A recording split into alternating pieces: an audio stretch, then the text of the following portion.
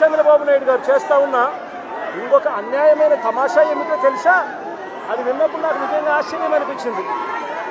పొగాకు రైతులకట కష్టాల్లో ఉన్నారని ఆయన ఇప్పుడు గమనించాడట.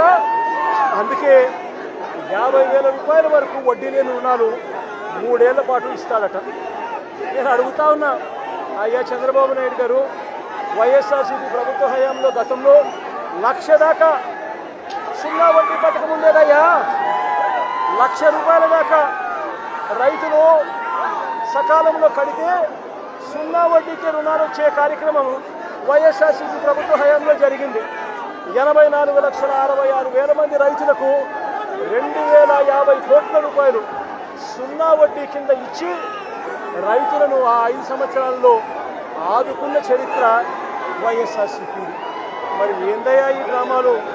సున్నా వడ్డీ పథకాన్ని రద్దు చేశావు, రైతులకు రద్దు చేశావు, మహిళలకు సున్నా వడ్డీ పథకాన్ని రద్దు చేశావు, అందరినీ రోడ్డు మీద పడేసి ఇప్పుడు రైతులను ఆదుకోవాల్సిన సమయంలో ఒక కొత్త పథకం తీసుకొచ్చినట్టుగా 50,000 అట సున్నా వడ్డీకి అట, ఇక పండగ చేసుకోండి అని చెప్పి డ్రామాలు ఆడుతూ ఉన్నాం. ఇంతకన్నా దౌర్భాగ్యమైన ప్రభుత్వం ఎక్కడైనా ఉంటుందా అని చెప్పి చంద్రబాబు నాయుడు గారిని గట్టిగా నిలదీస్తూ అని అడుగుతా ఉన్నాం. ఇదే చంద్రబాబు నాయుడు గారు అన్ని విధాల రైతులను అన్యాయం చేశాడు. ఈ 2.5 సంవత్సరాలుగా ఈ పెద్ద మనిషి చంద్రబాబు నాయుడు గారు పిఎం కిసాన్కు అదనంగా ప్రతి రైతు కుటుంబానికి 20,000 రూపాయలు చొప్పున అన్నదాత సుఖీభవ అని పేరు పెట్టి ఇస్తానన్నాడు. ఈ 3 ఏళ్లకు కలిపి చంద్రబాబు నాయుడు గారు 20,000 ఇంటూ 3 ఏళ్ళు అంటే 60,000 ఇవ్వాలి. ఇచ్చింది కేవలం 19,000 మాత్రమే.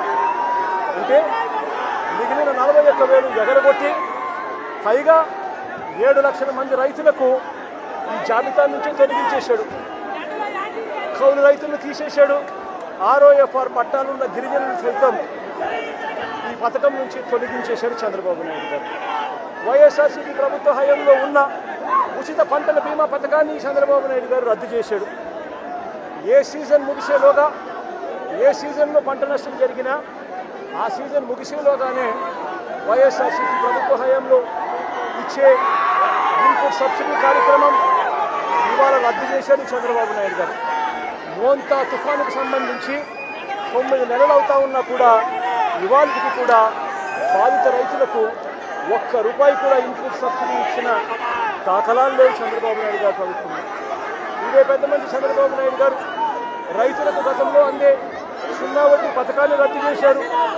ఉద్దేశపూర్వకంగా రైతు భరోసా కేంద్రాలను నిర్వీర్యం చేశాడు. ఈ క్రాప్ వ్యవస్థను నిర్వీర్యం చేశాడు. టెస్టింగ్ ల్యాబ్లను నిర్వీర్యం చేశాడు. రైతులకు అవసరమైన ఎరువులు సైతం ఈ 2 ఏళ్లలో విపరీతమైన రేట్లకు పెరగడమే కాకుండా మరోవైపున బ్లాక్లో దళారీల దగ్గర రైతులను కొనుగోలు చేయాల్సిన అద్భుతమైన పరిస్థితిలో ఈరోజు రాష్ట్రంలో వ్యవసాయ రంగం ఉంది.